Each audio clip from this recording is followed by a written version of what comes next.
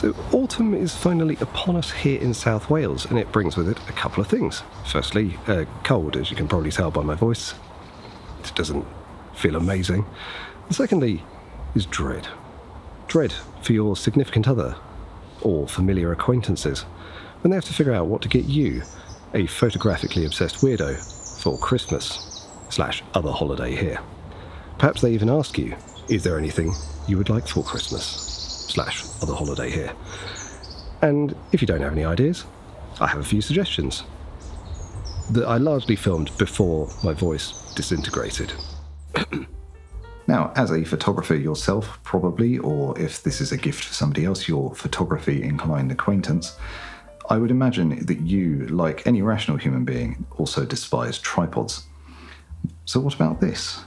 An extremely tiny tripod. This is the MP3BK, or Pocket MP3BK, made by Manfrotto, or Manfrotto. I don't actually know how to pronounce it. And it is an extremely tiny and relatively affordable pocket tripod. I think it costs about £20. It will probably vary by region, I imagine. And it's extremely small. It screws into the bottom of your camera using a little tripod screw, and it's actually remarkably flexible. Because of the way it's been designed, you can use this over rounded surfaces like a tube sort of shape, for example. And if you don't otherwise use any sort of tripod on your camera, you can just screw this straight into the bottom of your camera. In my case, I use a quick release plate, and so therefore I pair it with a little quick release clamp. This one is made by Andoa, which is some random brand I found on Amazon. It's the CL50LS, which is a very exciting model number for a small quick release plate. And I quite like to pair these together. So normally, obviously, you would use a screwdriver, but I combine them together like that. I keep it in my bag, and then whenever I need to, I can attach it to my camera as a makeshift tiny tripod. So this is my favourite tiny gadget that I carry with me regularly. I don't always use it, but it doesn't weigh that much, and it doesn't cost that much, and it's quite well built and quite solid. So overall, I think it's something I can easily recommend if you ever think you might need a tiny tripod, but don't want to actually carry a tripod with you, because they suck. What about a new camera strap? All cameras come with straps as far as I know, but they do tend to be quite short, not especially comfortable, and usually quite cheaply made. They are essentially just an extra chucked into the box. But there are many third-party strap makers available, and I own a number of different straps, but my current favourite one is this one made by Wandered, who are one of those trendy modern companies that remove some of the vowels from all of their branding.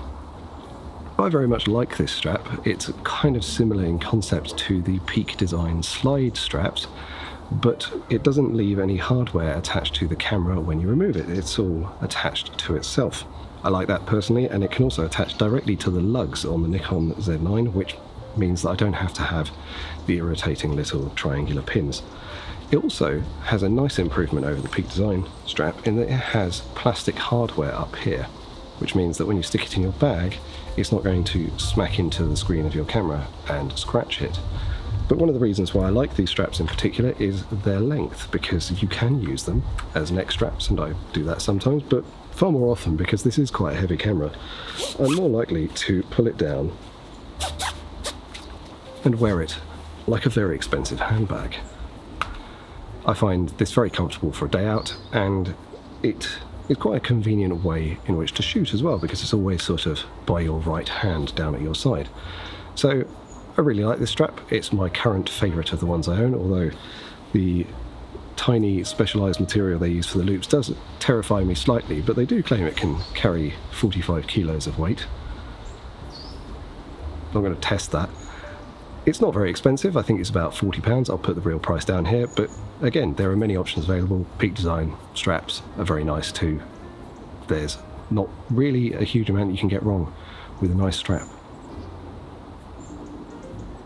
It's 2023, and I somehow still seem to have to travel with a vast array of different cables, batteries, memory cards, power adapters, all these sorts of things. And that's generally very frustrating, and it's very likely that you're going to forget something. So I personally keep all of mine in this, the Peak Design Tech Pouch. Now, I've criticised Peak Design products on this channel before, in fact. I'm not averse to doing so, even though they're all well made, they don't always function as I expected, but this exceeds all my expectations, and I love this product, and I've bought it as a gift for somebody else already. When you're traveling, it's very nice to be able to account for things ahead of time in terms of the space they will take up, and this one is always pretty much the same shape and size. It's quite a rigid pouch in terms of how it works, and it has a neat party trick, I suppose, in that when you unzip it, and this is quite full of rubbish, it sits naturally open like this, which means that you can get to your destination, you can open it up and leave it on a table, and it acts as just a general place to chuck all of those bits again. And you can even fit in venerable British plug designs, which are a notable challenge in many other forms of storage.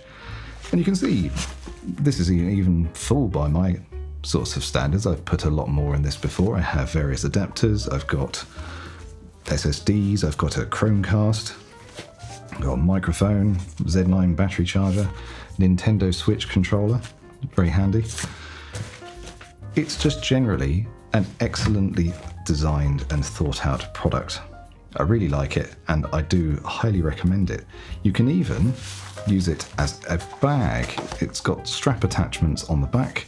You can attach the Peak Design camera strap to it, and you can use it as an everyday bag as well. So it's got a lot of functionality, although I must admit I'm not going to empty all of this rubbish out of it regularly to use it as a bag. So anyway, this is one of my favourite purchases of the last year, and even if I don't use it every day, I do use it regularly throughout the year, and I'm always very pleased with how it functions when I do, and I think that's a sign of a very useful thing. So highly recommended. So mirrorless cameras and their lenses tend to be very expensive. However, there is an innate benefit of the mirrorless camera in that its sensor is very close to the lens mount, and this means that you can add adapters, which are just spacers effectively, to any old lens and make it work on your camera. And this gives you an opportunity to explore old and often quite cheap film era lenses. In this case I have a Pentax 50mm 1.7. This was actually a gift, and it's a really interesting lens. It's not too expensive if you want to buy one on eBay. I think they're around sort of £35. And it has an absolutely wild vignetting f1.7, which is very fun. And also f1.7 is really weird. I've never seen an f1.7 lens before.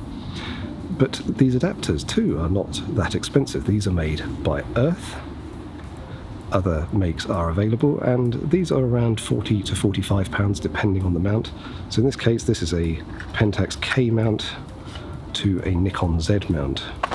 So these adapters can tend to make the lens look a little bit dorky because they make it notably bigger. I mean, this is double the height of what it was originally, but that's because these cameras have a lot more inside the bodies, and this is a hilariously thick-bodied mirrorless camera anyway. But in general, the adapters are a one-time purchase for a particular lens mount and open up an entirely different lens mount's worth of lenses. You'll find that 50mm standard primes, so 50mm 1.8s, that sort of thing, are very affordable. They tend to be between £30 and £50 for good quality copies on eBay. A couple of things to look out for if you're buying one of these lenses is to make sure it's got no fungus in it and to make sure that it's got no hazing.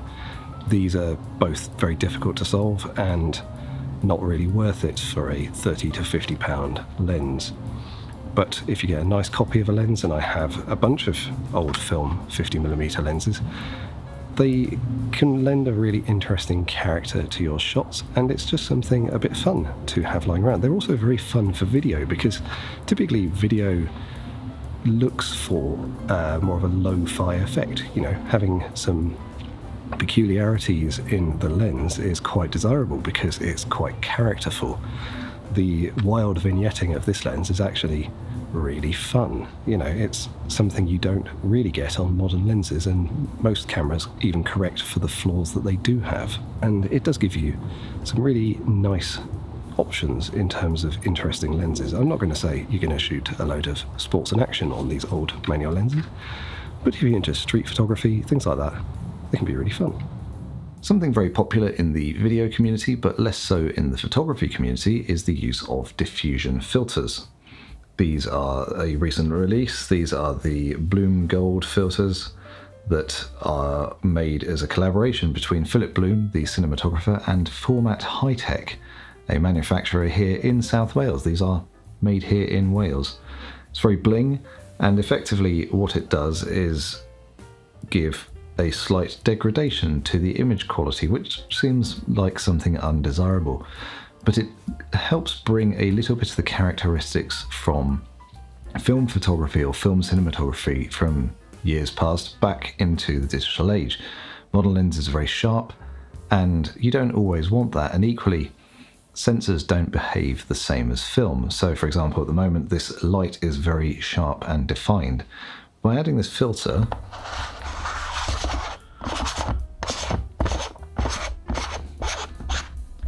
and as you can see, the light source is now blooming. It's got a soft glow about it as well. It has changed the character of my skin, or the effect on my skin. It's slightly softer, and it tends to be quite flattering for people. It looks softer and can give a pleasing sort of glow to skin tones.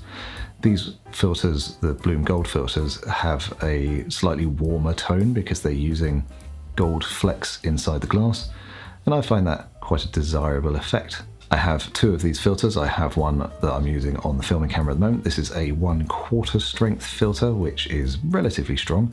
It's in the middle of the range. And I have a weaker filter that I use all the time on my street photography lens. And if you're into street photography, I think something like this is well worthwhile. It gives a little bit of that character of film back to your photos. So these Bloom Gold filters I personally really like. There are other filters like this available on the market, like the Tiffin Black Pro Mist, for example, which is a very popular filter. But these Bloom Gold ones suit me very much. I like the effect that they give, and they don't lower the contrast too much compared to some of the other filters. Comes in a couple of different rim colors.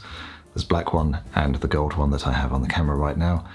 Contrary to some things I've seen online, I don't believe the gold one causes any additional reflections. I believe it's an anti-reflective paint on the metal rim. The price varies between just under £100 and just over £100 depending on the size of filter. Just saw a greater spotted woodpecker. That's annoying, I didn't bring my wildlife lens with me.